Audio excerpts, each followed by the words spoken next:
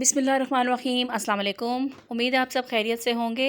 आज मैं आपके साथ शेयर करूंगी बहुत ही लजीज़ किस्म के कबाब जो कि हम बनाएंगे हांडी के साथ, यानी मसालादार कबाब, जो कि आपने इस रेसिपी के साथ पहले ट्राई नहीं किए होंगे। इसको आप बनाएंगे, ट्राई करेंगे तो इंशाल्लाह आपको बहुत पसंद आएंगे। तो चलें रेसिपी को स्टार्ट करते हैं, लेकिन उससे पहले आप चैनल पर नए हैं तो इसको सब्सक्राइब लाजमी कर लीजिए और इसके साथ बेल आइकन के बटन को लाजमी प्रेस करें ताकि आपको नई वीडियोज़ की नोटिफिकेशन टाइम पर मिल सकें।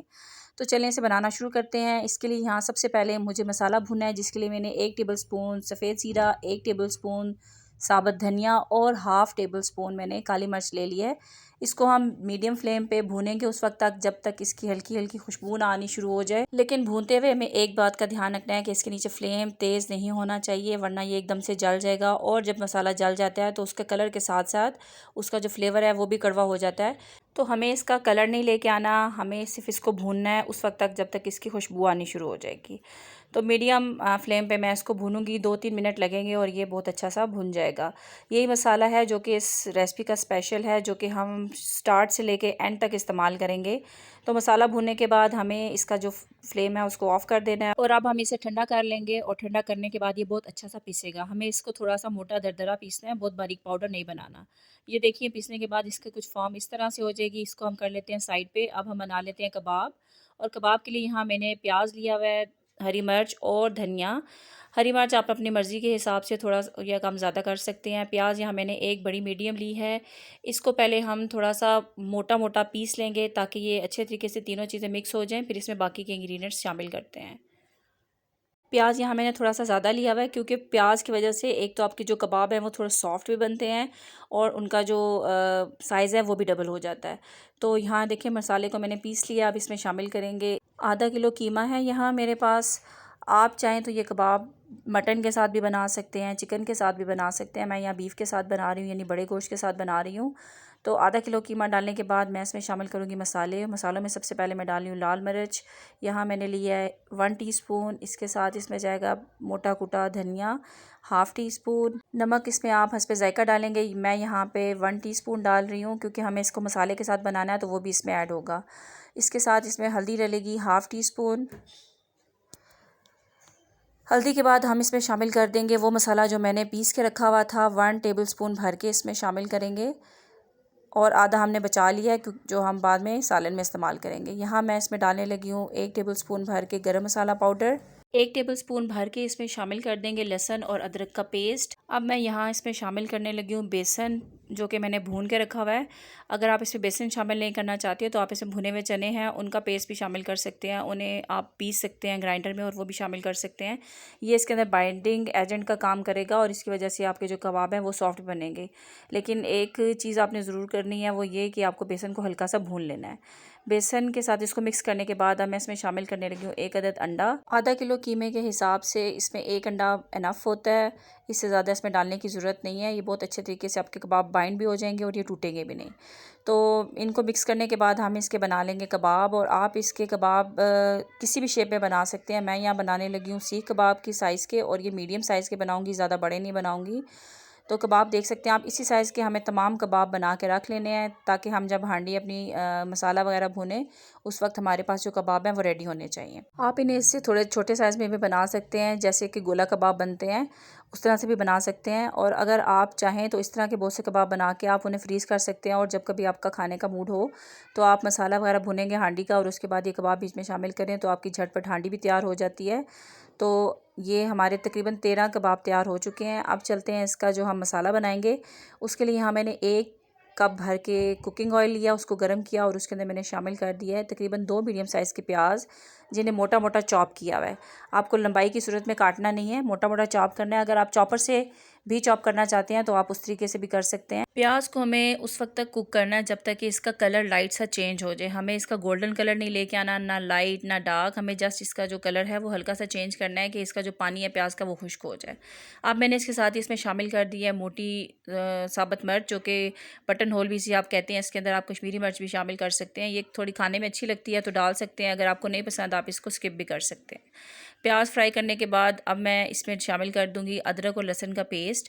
यहाँ मैंने तकरीबन 1 टेबलस्पून के बराबर लिया है। कुछ हमने अपने जो कबाब हैं उसमें भी शामिल किया हुआ है, लेकिन यहाँ पे हम ग्रेवी के लिए इसको डालेंगे ताकि हमारी जो ग्रेवी है वो बहुत अच्छी सी बने। लहसुन और अदरक को 2 से 3 मिनट हम फ्राई करेंगे ताकि उनकी अच्छी सी महक आनी शुरू हो जाए। उसके बाद इसमें शामिल करेंगे टमाटर का पेस्ट, जो कि मैंने 4 अदद टमाटर लेके उनको सिंपली ग्राइंडर में डाला और उसके साथ थोड़ा सा पानी ऐड करने के बाद उसका पेस्ट बना लिया था। ये तकरीबन 1 कप के बराबर पेस्ट था, ये इसमें शामिल किया है। पेस्ट की मदद से ये होगा कि हमारी जो ग्रेवी है वो बहुत ही स्मूथ और अच्छी बनेगी। तो पेस्ट के साथ हमें उस वक्त तक इसकी भुनाई करनी है जब तक कि ये इसका जो तेल वगैरह वो अलग होना ना शुरू हो जाए। तो आप देख सकते हैं कि जो हमारा तेल है वो सेपरेट हो चुका है। अब मैं इसमें शामिल कर दूंगी मसाले, जिसमें सबसे पहले मैंने डाली है यहाँ पे चिली पाउडर 1 टीस्पून और नमक हस्बे जायका इसमें जाएगा, मैंने 1 टीस्पून शामिल किया है। इसके साथ में इसमें हाफ़ टी स्पून जाएगा हल्दी पाउडर। इसके साथ हम इसमें शामिल कर देंगे वही मसाला जो कि हमने पीस के रखा हुआ था, 1 टेबलस्पून भर के। इसके साथ हम इसमें डालेंगे गरम मसाला पाउडर 1 टीस्पून और इन तमाम चीज़ों के साथ हम इसकी अच्छी सी भुनाई करेंगे। ये मसाले डालते ही आप देख सकते हैं कि इसका कलर कितना ही मज़ेदार हो गया है, कितना शानदार हो गया है। मसालों के साथ भी हमें इसकी अच्छी सी भुनाई करनी है। एक चीज़ जो बहुत इंपॉर्टेंट है किसी भी चीज़ की ग्रेवी बनाने के लिए, वो उसकी भुनाई है। जितना अच्छा आप मसाले को भूनते हैं उतनी अच्छी आपकी ग्रेवी बनती है। तो बहुत सब्र के साथ हमें थोड़ा सा ये सालन वगैरह बनाना होता है ताकि हमारी जो ग्रेवी है वो अच्छी बने और जो हम इतनी मेहनत कर रहे हैं उसका भी कोई फ़ायदा हो। अब मैं इसमें शामिल कर रही हूँ मेथी, जो कि है हाफ़ टी स्पून के बराबर। इससे इसके अंदर बहुत ही अच्छी खुशबू आती है, बहुत ही ज़बरदस्त खुशबू के साथ फ्लेवर भी आता है। तो मसाले को बहुत अच्छे तरीके से हम भून रहे हैं। आप देख सकते हैं कि अब ये ठीक हो चुका है। अब मैं इसमें शामिल कर दूंगी तकरीबन हाफ़ कप के करीब दही, जो कि मैंने फेंट के रखा हुआ था। हाफ़ कप से ज़्यादा नहीं डालेंगे वरना इसका जो फ्लेवर है वो थोड़ा खट्टा खट्टा हो जाएगा, क्योंकि आपके सामने मैंने इसमें टमाटर भी डाले हैं 3 से 4 अदद। तो दही को फेंट के डालें ताकि इसका जो टेक्सचर है वो बहुत ही क्रीमी सा हो। अब दही के साथ इसकी भुनाई करेंगे ताकि हमारा जो दही है वो बाकी मसाले के साथ अच्छे तरीके से मिक्स हो जाए। और आप देख सकते हैं कि इसका कलर कितना ही अच्छा आ रहा है, कितना शानदार आ रहा है। कबाब के साथ आप इस तरीके से जब हांडी को बनाएंगे तो यकीन करें बहुत ही अमेजिंग होगा। मैंने जब इसको फ़र्स्ट टाइम ट्राई किया और बनाया था तो बहुत ही अच्छा बना था, सबको बहुत पसंद आया, क्योंकि एक ये नए तरीके से बनाई थी इसकी ग्रेवी, जिसमें कि हमने कबाब फ्राई भी नहीं किए थे। मसाला आप देख सकते हैं कि अच्छे तरीके से भुनाई हो चुका है, इसका जो तेल है वो सेपरेट हो चुका है और जो इसका कलर है वो भी बहुत ही ज़बरदस्त आ चुका है।